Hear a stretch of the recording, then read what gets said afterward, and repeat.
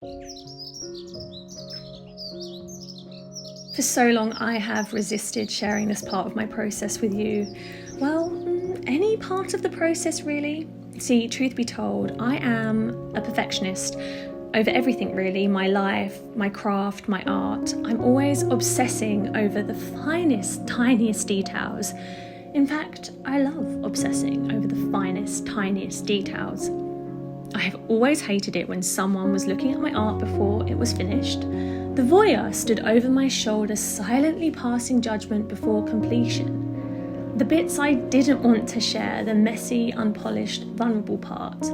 Well, now because I'm clearly a masochist and have been asked so many times about my life and career as an artist, I'm inviting you in to watch my life and process unfold, but not as the silent observer, to actually join me in my studio through it all, to be my friend, curator, commiserator, collaborator and community as I do this career called art.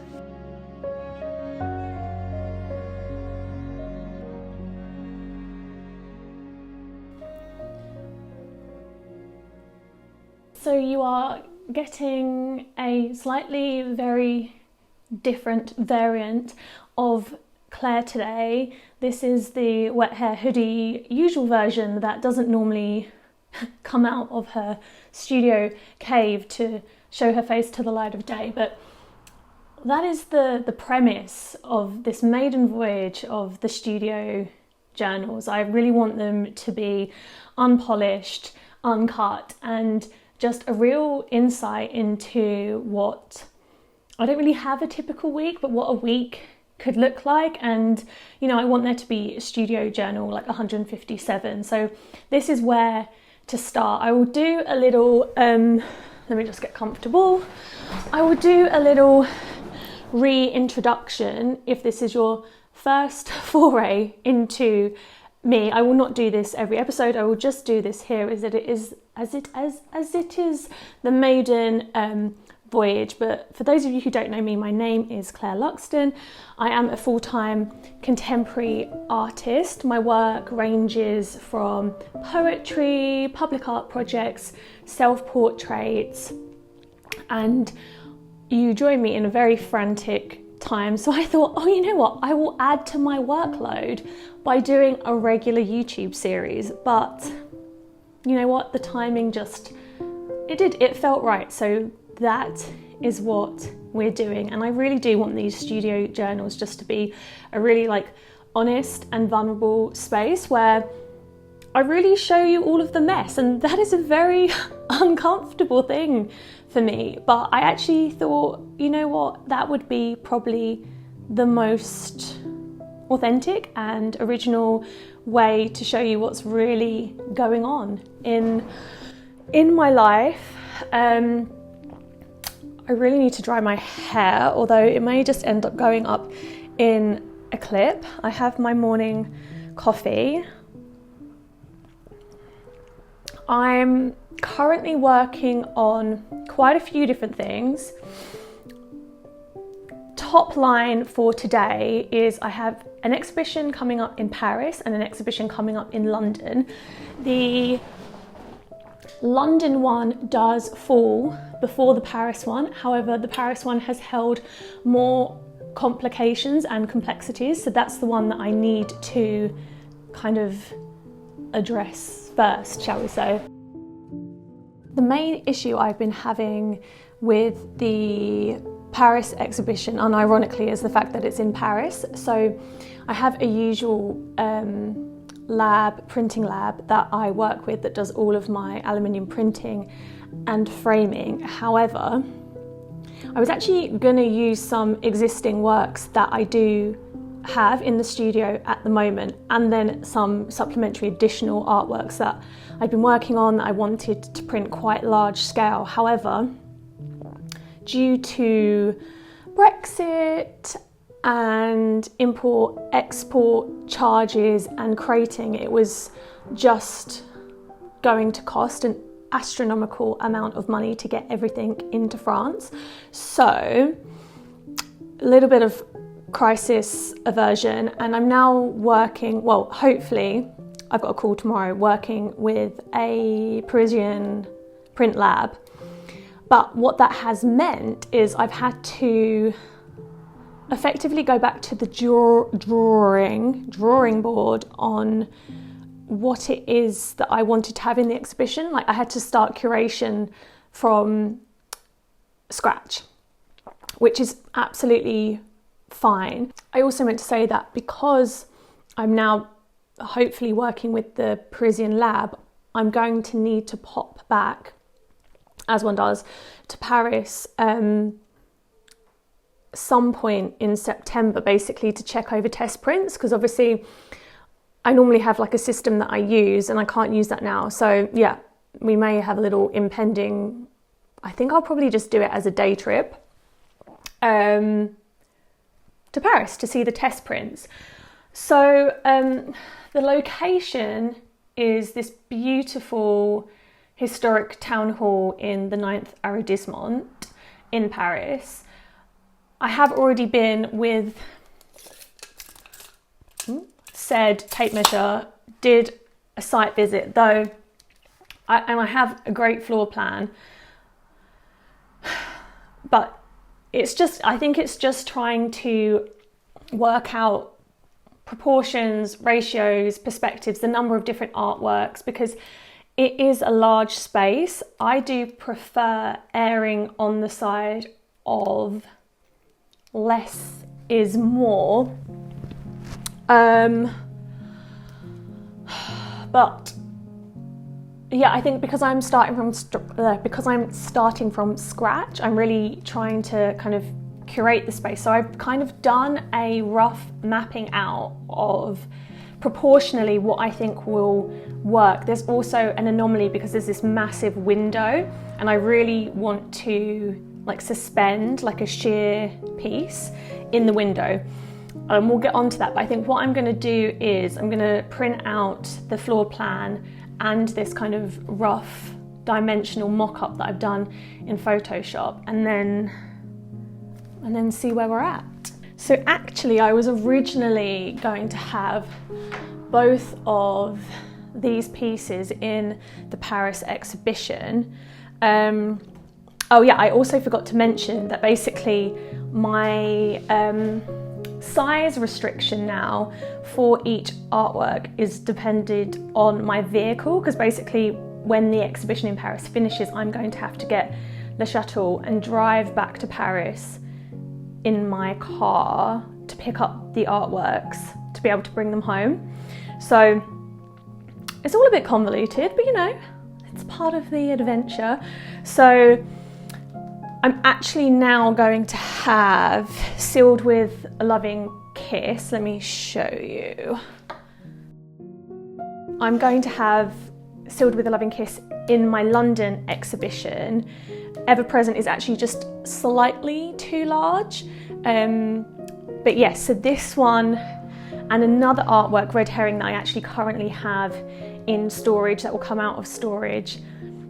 Poet's Wife, which is also, well, that's currently in the Self-Portrait Prize in Bournemouth, but that exhibition will have ended by then. So that's 3 artworks for the London exhibition, but I still need another 3 for that. Sorry, this is how my brain works. I'm jumping between exhibitions, but let's print the Parisian stuff off. The main room for the Paris exhibition is, I think I would describe it as almost like the nave of a church or cathedral, and I have the, well, I mean, I guess it depends on what angle you're looking at it, the left or right hand side of the nave, and it kind of has 3 to 4 sections. It's got like hexagonal sides, so, and some of them are really thin and narrow, so like the thinnest piece is 61 centimeters, but about 3-4 meters high. I'm just clarifying on the drop because apparently I didn't take the measurement, even though I was pretty sure I did. So narratively speaking, it's kind of like a mirror image. So I'm always so specific about the way my portraits speak with each other in conversation, and then also the way in which, within the flow of the room, the way in which you would first experience which artwork and the way in which that story might develop is really important. I want the pieces to kind of like conversationally speak with each other. So that's what I've tried to do here in terms of shape, colour, dynamic, story. Also, I'm the queen of things being absolutely huge, but because of the weight and size restriction, I am limited, but it is forcing me to think outside the box, shall we say. So I kind of did this layout yesterday and I think I'm happy with it. As I said, I've got a phone call with the printing lab in Paris tomorrow. I normally direct print onto aluminium because it gives this textural quality that is similar to painting, and I love to have that line between my work being painting and photography.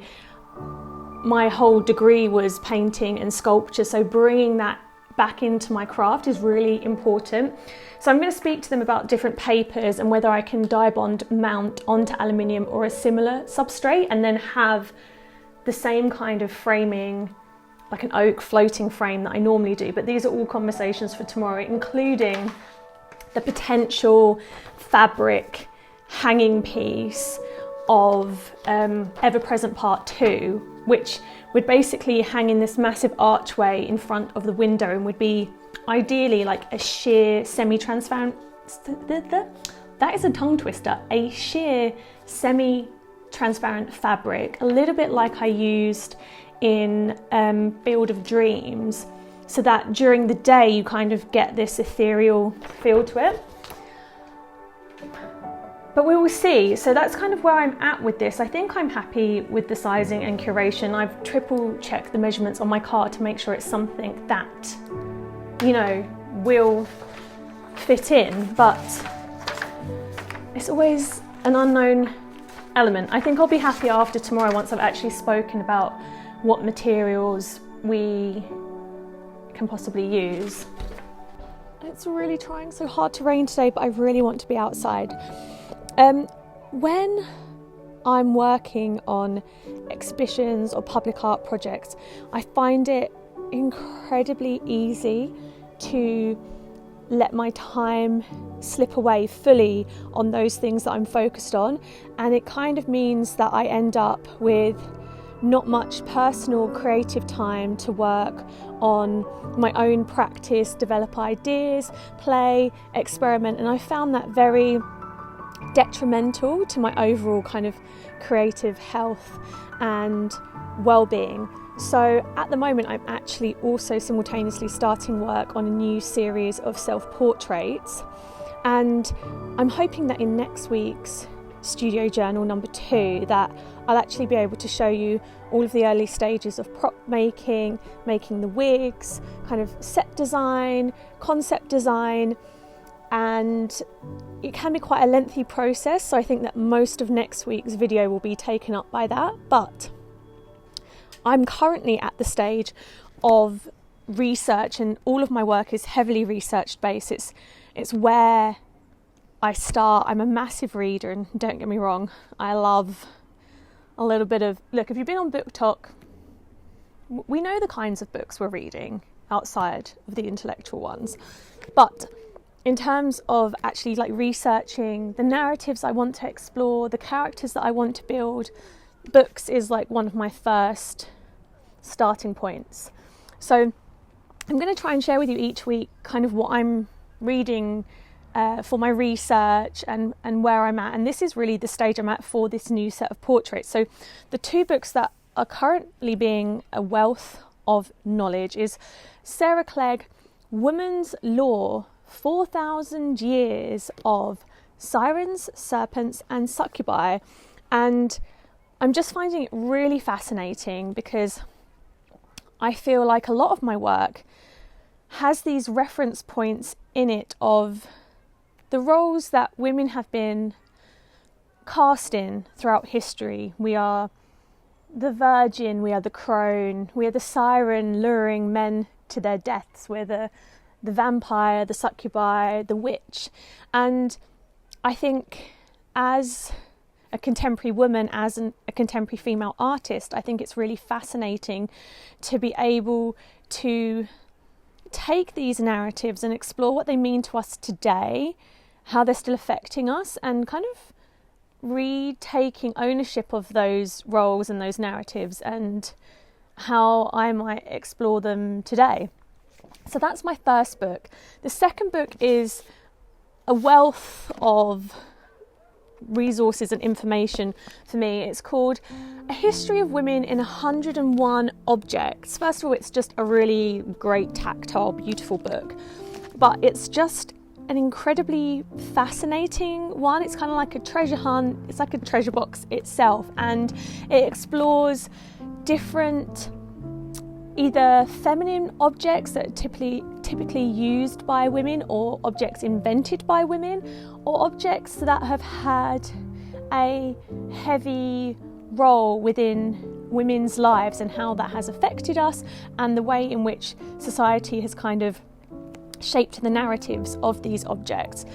My work itself is inspired a lot by Renaissance painting, where objects have very specific meaning and symbolism. So I really like to use that when I'm starting to kind of draw upon, what is the concept, what might this character be experiencing, and why would they be using a certain object, why would they have that? And that's then what leads me on to, in my early sketches, like building what type of prop I would be using. So those are the studio's those are the current reads in the studio, which is great. I've got a couple of other like art reference books, but these are the proper like sit down and actually while away a few hours researching.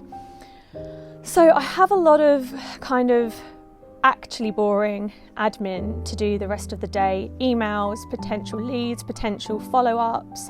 So I'm gonna squirrel myself off to do that.